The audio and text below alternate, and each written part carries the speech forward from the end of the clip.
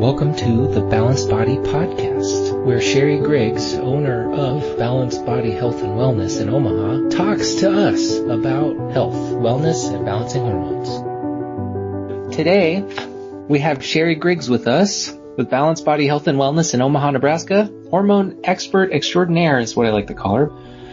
How are you doing, Sherri? I'm doing great. How are you, John? Wonderful. I am so excited to be talking to you today. And we also have a guest. We do, yes. We have Dr. Deb Mathews here. She is an expert in hormones. She's a best-selling author, an international speaker, a wife and mom of four. She is my mentor, and if you have a question about hormones, this is the lady. She knows it all. Well, I'm so glad to be here. I'm excited to be talking to you today.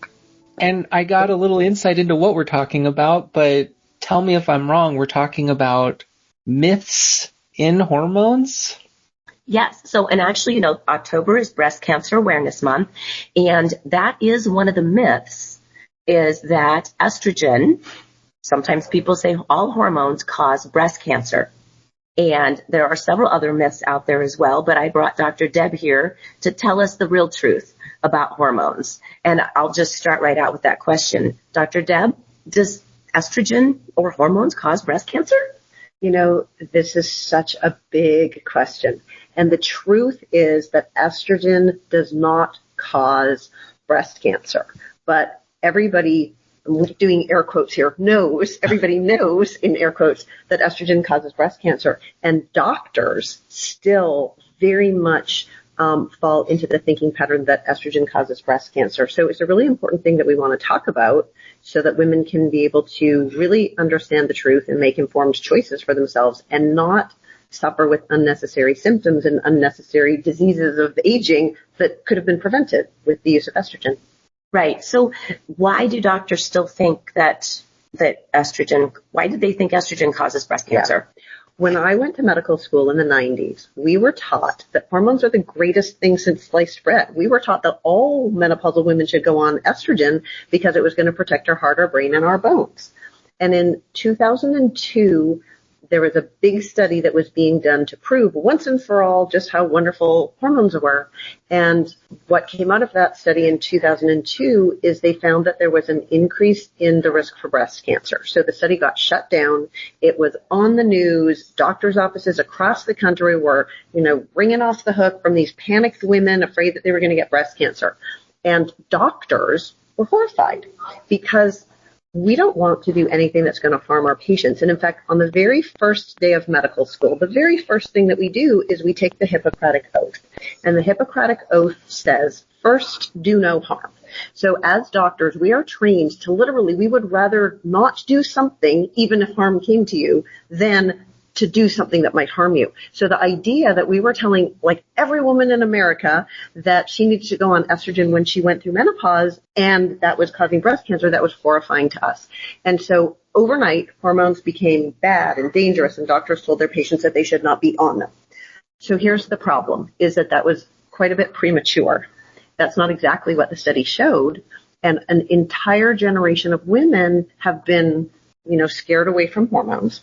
But also, ever since then, that was more than 20 years ago now. So over the last 20 years, doctors really haven't been taught about menopause and about hormone replacement therapy because we're, now the new thinking is stay away from hormones, so non-hormonal things. So we give you antidepressants or other things to try to manage your hot flashes instead of actually fixing the problem. So what we know now is over the last 20 some years, those numbers have been reanalyzed. And what we see is that in the study, there were two groups of women.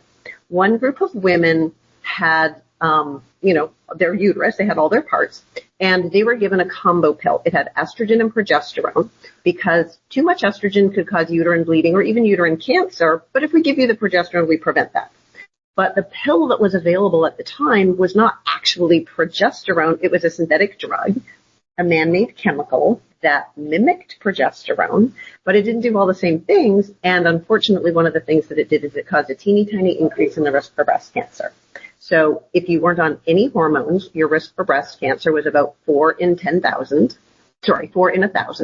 And if you if we put you on this combo pill, now your risk was about 5 in 1,000. Mm-hmm. So 1 extra in 1,000. It was really 7 in 10,000. So it was a little bit less than 1 in 1,000.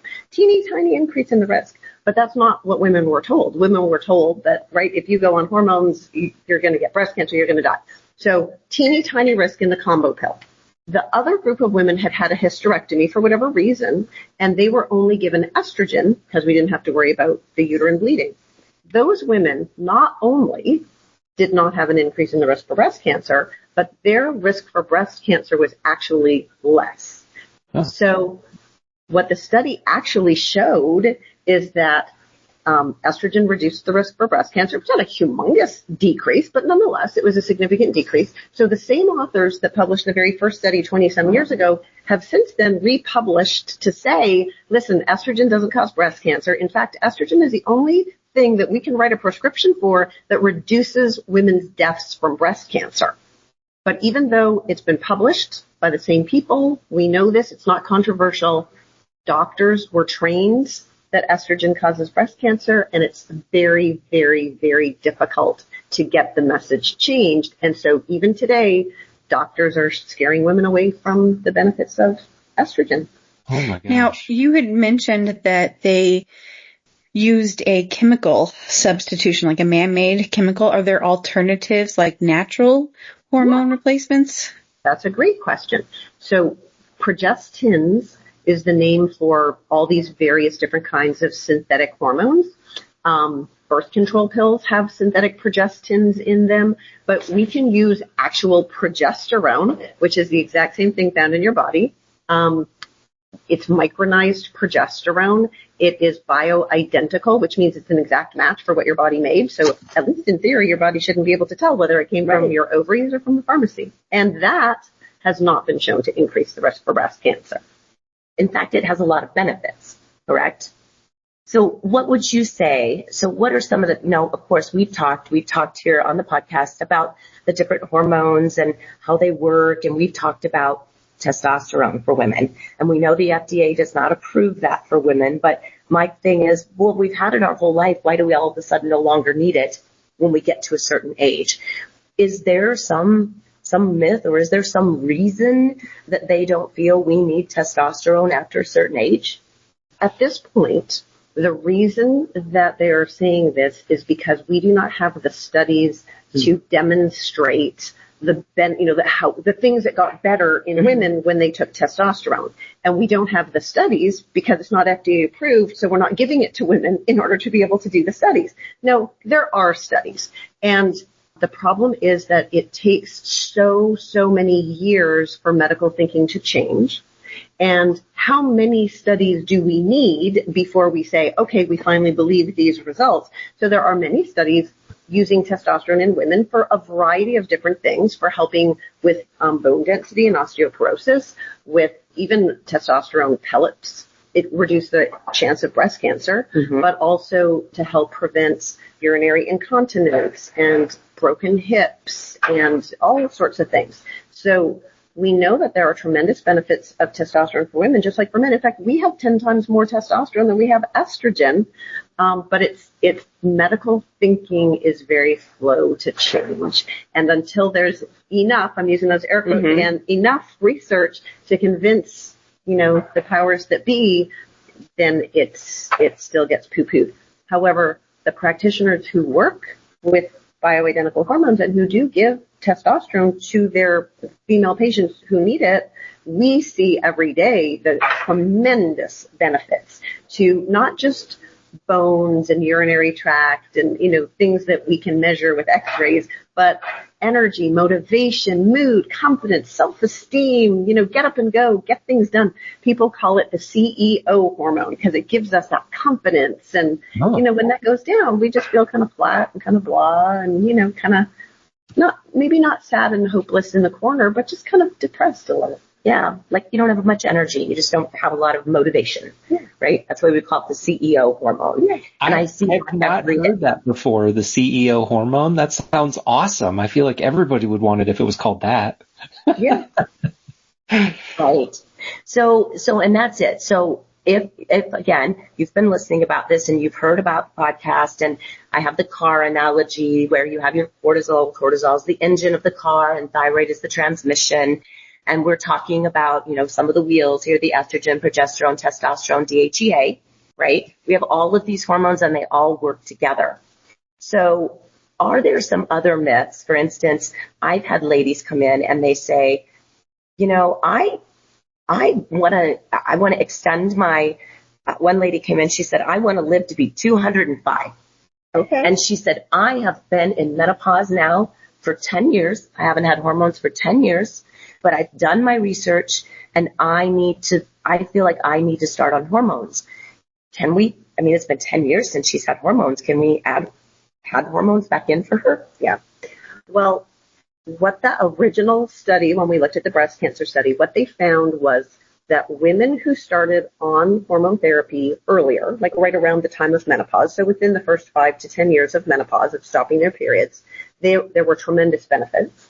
There's less heart disease, there's less dementia, your skin doesn't age as quickly, like really, really important benefits of starting the hormones earlier. If we wait and we start the hormones 10 years or more after menopause, there's been so much that's happened in those first 10 years. It's a very inflammatory time in a woman's life. And so starting the hormones, we can't go backwards and erase all the aging process that's happened over those 10 years. Also, as women get older, we have a greater risk for things like blood clots, just with age, more chances of things like strokes. And the kind of hormones that were given in that original study were pills. Mm-hmm. So estrogen pills and especially the synthetic forms of the hormones in a pill increase the risk for a blood clot. So we were taking older women and giving them this pill that increases the risk for blood clots. And in fact, we were seeing more of that. So a blood clot in your brain would be a stroke, a blood clot in your heart would be a heart attack. So women who were younger and they started on those same pills, when they were 50, 55, the risk for blood clots anyway is lower. So they saw that the risks are higher when you're older, the risks are less when you're younger. So the recommendation was made that 10 years should be the cutoff. But here's the thing. We don't have to give you those synthetic pills that increase your risk for blood clots. We can give you hormones through your skin, and because they go straight into your tissues, they don't increase the risk of those blood clotting hormones. When we give you the kinds of hormones that don't increase your risk for blood clots, you still get tremendous benefits from the hormones for skin, for energy, for sleep, for urinary tract health, all sorts of things. The one thing that I think is important to say, though, that there is a caveat. If you have heart disease already, if you have plaque in your arteries, and maybe we don't even know, but if you have plaque in your arteries and then we start you on estrogen is very protective for women's health. So what the estrogen starts doing is it starts changing the plaque in your arteries. We call it remodeling, making it better. So over time, it does have some benefits for being on the hormones. But in that beginning, when it's starting to make those changes, it can make the plaque softer. A lot of plaque is hard and calcified, but it makes the plaque softer as it's changing it, and that can make it a little bit more unstable, which means a little piece of the plaque could break off, and that could cause a blood clot, which could cause a heart attack, for example. So if you already have heart disease, there is a small increase in the risk for heart disease in that first 1 year after starting menopause, at least those pills. Mm-hmm. We don't have enough data to say that there's no risk if you're taking it another way. But once you get over the first year, if you didn't have a heart attack, then your chances of heart disease start to go down. And we even have studies of women who we know they have heart disease. We put them on hormones and they live longer, they do better, but the cardiologists are not ready for that yet. The cardiologists just know not only do hormones cause breast cancer, because that's what they were taught, but also they cause blood clots, which is what we don't want. And so if you have heart disease, I think it would be very difficult to find a cardiologist who would be on board with you doing hormones. Oh my God. Now, when you do the hormones, are you having the body produce the hormones, or are you actually giving the body hormones? Does that make sense? Is there a way to reprogram your body to start producing more hormones? Or is it like once you hit a certain age, those hormones are just gone, and so we have to supplement because your body's just kind of run out of that capability? Well, that's a good way to put it. It really is. Once you get a certain age, your body stops making those hormones. So when you talk about that, I'll tell you, perimenopause, when women, the ovaries, as I tell them, the ovaries are sputtering at that point. Sometimes they make estrogen and hormones, and sometimes they don't. So it can be a very difficult time, but you get to a point where your body just doesn't make any anymore, right? The ovaries. Now, the adrenals can still make some testosterone. In fact, I do know of another physician that has told us, she's 70 and her testosterone level is still great. And that's one of the things why it's so important to look at every woman, every patient as unique, right? To look at that person, because everybody's different. But to answer that question, we cannot help the body to start making them again or to continue making them. Correct? Okay. Yeah. Once it's done, right? And, Right. People will say, well, but if we're old, isn't that the way nature's supposed to be? If we don't have hormones anymore, that's how it's supposed to be. But, I tell them, I think we were supposed to die about the age of 45 anyway, right? Many, many, many years ago. Mm-hmm. And modern medicine has made it so that we can live longer. And so we do live longer, and we still need these hormones. And such as you age and you get older and your blood pressure goes up. That's part of aging. We treat that. Yeah. So I asked when I was going through school, some of my preceptors, but why don't we treat women for menopause? Why don't we replace their hormones? And I do like to say this because, in all fairness, like Deb has said, doctors didn't learn in medical school. And unfortunately, even though we know for the last 20 years that study, there's new results, they're still not learning that. And one of the things one of my preceptors said, I don't have time to learn another specialty. Yeah. And hormones are a specialty. Yeah. I have a gynecologist down the street from me who refers patients, because what she says is, I don't want to deal with those hormonal women. She's a surgeon, right? Gynecologists are surgeons. They'll do your hysterectomy, but this isn't really what they do.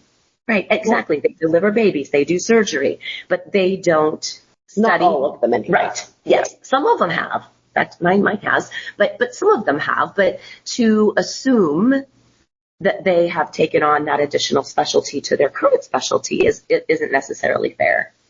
Well, and I was going to say earlier, Deb, when you were talking about it, it kind of made sense to me, where doctors take the Hippocratic Oath. They say, first do no harm. So I wonder if, and maybe this is what you had said and it just now clicked, but maybe doing nothing is better than doing something that they think might be harmful. And so because they don't have any room for any additional specialties like Sherri's talking about, it's easier on them to just say, don't do that because you could get hurt. Exactly. Right? Is that what you were talking about? And it just clicked in my own head? Yes, no, that's exactly right. It feels safer to them to just poo-poo it away. This is normal. This is, just get used to it. Because then they don't have to feel like they are doing something risky by promoting hormones. And my message, especially to other practitioners, is by withholding information from women about the benefits of hormones so that they can make their own choice, right? I'm not saying every woman has to be on hormones, but she needs the information to be able to make her own choice. By withholding that, by not really having these conversations, I believe that is doing harm. And so with, not having the conversation is more dangerous than, learning about the hormones, or at least supporting women, right? If they don't know how to do it, that's okay. They can just say, listen, I'm sorry, I didn't really learn how to do that. You can go find someone else. That I can be okay with that. The part that I don't like is the poo-pooing it away. Or saying, no, it's just part of aging. You'll get through it. You don't need it. And it seems very similar to nutrition, right? Like nutritionists are sort of a specialist where it's all about food and eating properly and what to look for, what not to look for. And doctors are just dealing with people who have eaten wrong their entire lives, and now they've got some sort of internal problem. They're trying to fix it. And, half the time the doctor doesn't even say go see a nutritionist. They're just like, I don't know, eat better. Well, and then we talk about, so now we're talking about adding women on hormones. Is there a certain length of time? Because that's a question that comes up a lot as well. How long can I be on these hormones? Yeah. What doctors have been taught is, because there's that window of 10 years, that once you hit a certain age, you should stop. So a lot of doctors will say 65. Some doctors even will say 60. And partly it's because in their mind, they're thinking that you're on something that's going to increase your risk for breast cancer. So they only want to do it in the worst case scenarios. They want to do the lowest dose, the shortest amount of time, and get you off that as soon as possible. Or they know that the earlier you do it, you're getting benefits, but then once you get older, the risks for blood clots and things, and so they would recommend that you stop. But the North American Menopause Society, which is now just called the Menopause Society, they put out a statement, I want to say it was 2019, it might have even been 2018, that basically said there is no medical research that says that you have to stop the hormones at any age. There's literally nothing to say that needs to be done. So for each woman, we want to look at their risks and benefits. If they are getting benefits from the hormones, if we are helping them with osteopenia or osteoporosis, if it's helping with vaginal dryness, painful sex, preventing urinary tract infections, if they're getting some benefits from it, there is no need for them to stop just because they've hit a certain birthday. And a milestone study came out this year. They looked at 10 million women on Medicare. So 10 million women is like an enormous, unbelievable size of a study. And because women are on Medicare, it means they're all 65 and older. Mm-hmm. And they looked at the women on hormones, and they found that the women who were on hormones over 65 had less heart disease, they had less dementia, they had less broken hips, they lived longer. So it really showed the benefits of the hormones, and again, kind of debunked this idea. But I have women come into my office all the time who say, my doctor took me off the hormones because they said I was too old, and now I'm miserable and I can't remember things and I can't think straight and I can't sleep. And, I'm exhausted all the time and my skin is aging right in front of my eyes, and I'm like wearing Depends, and, it's so unnecessary. One of the things that I was curious about, and maybe this doesn't fit into this discussion, but it seems like a myth from my side, having all this new knowledge of hormones because of Sherri, because she's so awesome. And you, vicariously, because she talks about you all the time, Deb. Hormone replacement therapy isn't just for menopause either. Is that a myth?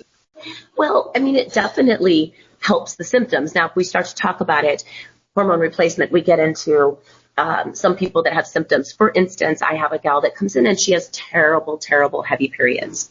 So because we start to lose certain hormones earlier, right? We start to lose progesterone at an earlier age. We start to lose testosterone at an earlier age. Estrogen is the one that leaves us last most of the time.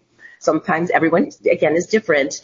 By replacing and giving her some extra progesterone, it is actually helping her with her heavy periods.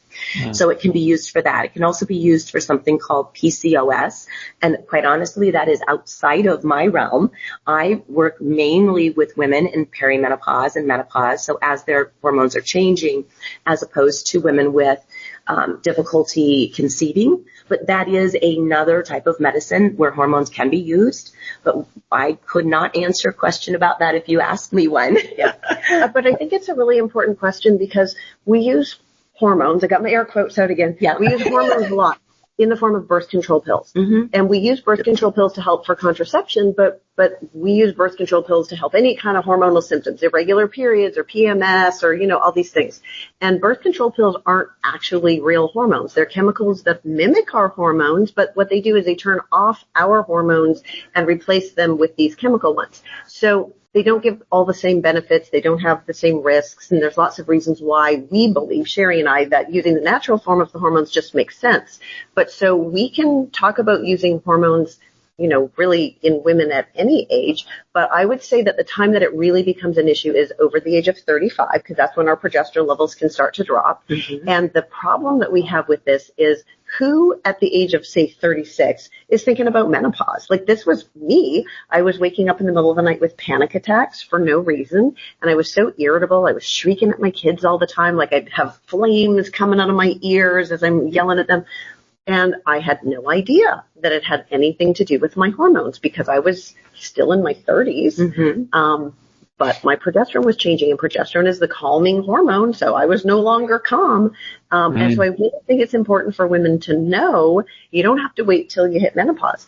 And one more thought is I've had a patient recently come in, and she sat down and she said, I thought menopause would be you have some hot flashes for a month or two and then it's over. if only. Like, some women don't even have hot flashes. Right. Sometimes the hot flashes can last for many, many years, but perimenopause symptoms can start 10 years before menopause. Menopause can happen kind of any time between about 45 or 55. That means anywhere from sort of 35 to 65, you can be having symptoms.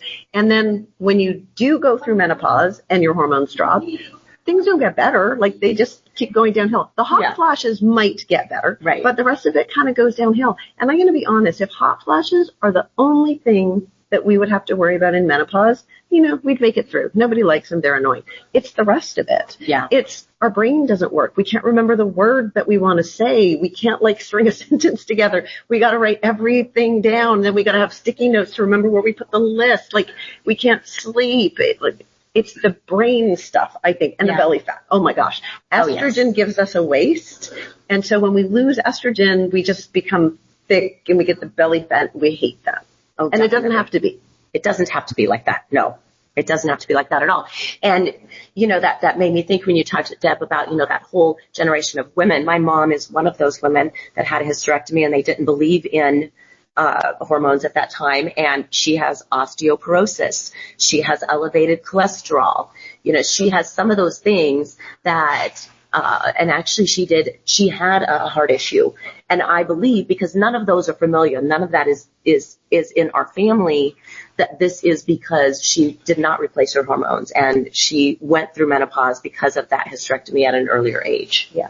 Fear of hormones has harmed women in such a tremendous way. In fact, there are some practitioners who believe that scaring women away from hormones is like the worst thing that modern medicine has done. That has harmed the most lives by scaring women. And I really like an analogy that I heard one of my colleagues make, which is, as we get older, our vision changes, right? Mm-hmm. You can't see things up close. You have to hold the paper far away and your arm's not long enough. But when you go to the doctor doesn't tell you, yes, this is a normal part of aging. You're just not going to be able to see anymore and you'll just have to adapt and you won't be able to be a useful member of society. That's not what we say. What we say is, here are your reading glasses so that you can carry on and, live your life. And so that's how I think of hormones too. They just allow us to be who we are. The number one thing that women say when they come in to see me is, I just don't feel like myself. Like, this is not me. Yeah. Because your body chemistry is changing, right? You're losing some important hormones that you've had your whole life. Yeah. And these hormones help us to stay healthy and prevent frailty. So if we don't have hormones in our system, we become those frail little old ladies that don't even have the strength to stand up out of a chair. And then when we trip and fall down, we snap like a twig. Mm-hmm. And, then our quality of life is gone. Even it's incontinence, right? Losing urine is one of the most common reasons why women end up in nursing homes. Like, the broken hips is another one, but because it becomes such a big laundry problem and it's just too much to deal with at home. So I don't know. That's not what I want for myself. I don't want to be a burden on my family. I got things to do. I don't know. I want to go travel or, I want to get down on the floor and play with my grandchildren. I don't want to be in a nursing home and be a frail little old lady that can't remember things. Exactly. And we can prevent that. So we should. Right? That's something that we can do and prevent that. And when you mentioned that, being able to stand up, one of the neatest things, one of my other mentors, Dr. Rosensweet, has a video of his own mother. And once he started her on hormone replacement, specifically testosterone, she could not stand up from a chair without using the arms of the chair to push her up and help. And after he started her on hormones, she was able to stand up without using the arms and without getting help. Yeah. Wow. So that was such an eye opener of how important that is. And when you talk about the incontinence and the musculature, the pelvic floor muscles, our muscles in general, it does so much for us. And lastly, Deb, is there anything that you feel, as we're talking about these myths and we've been through these things, is there anything you feel that's really important that maybe I've missed asking you, or that is a message that should go out? Yeah. So here's the message that I want women to hear, is that you do not need to be afraid of hormones. There are risks and benefits and everything, but for the majority of women, the benefits of hormones vastly outweigh the risks, as long as we are doing it in, the smart way, using the most up-to-date research. If your practitioner is not supportive of hormones, if they're poo-pooing it away, if you're telling you're not a candidate for hormones for some reason or whatever, your story does not have to end there. It just means that that's not going to be the right person to help you, and you need to find somebody else. At the same time, you can't really expect a doctor to fix you. We all need to take control of our own health, and there's so many things that we can each be doing to help keep ourselves healthy. We always want to put the hormones in a healthy body. So, Correct. Nutrition and lifestyle, all of those things are really, really important because at the end of the day, living well is the best medicine. It is prevention, right? Yeah. Living well. And so that's one of the things. If you're listening to us and you have a question, you can go to my website, balancedbodymedical.com, sign up for a free discovery call. I'd love to speak with you and answer your questions. I always tell people there aren't any dumb questions. They're all worthwhile. I did have one more question really quickly. I actually ended up having a meningioma, which is a type of cancer-ish kind of thing. And they told me, when they removed it, that the reason it grew was because I was having babies. And so to not have any more babies afterwards because those growth hormones that are in there are what was causing it to grow. So my question is if somebody's already had a tumor or some type of cancer, will getting hormones make it grow? That's a great question. It completely depends on the type of cancer. So there are certain cancers that get stimulated by estrogen. So that's why some doctors, still believe that it's not that estrogen causes anybody to get a cancer, but it can make cancers grow. So there are other cancers where the estrogen is completely unrelated and it would have nothing to do with it. So this would have to be something that you would need to talk to your medical team in order to be able to know for sure. And then we also have to make sure that we don't lump hormones all in the same category because There's all different hormones. So even if you're not a candidate for estrogen, it doesn't mean that you're not a candidate to get the rest of your hormones balanced or some of the other hormones balanced. It's perfect. Thanks. So, Deb, I just want to thank you so much for being here today. You're just a wealth of information, and I really appreciate you so much, and it's been a pleasure. Thank you. Thanks for having me. This has been the Balanced Body Medical Podcast with Sherri Griggs, owner of Balanced Body Health and Wellness.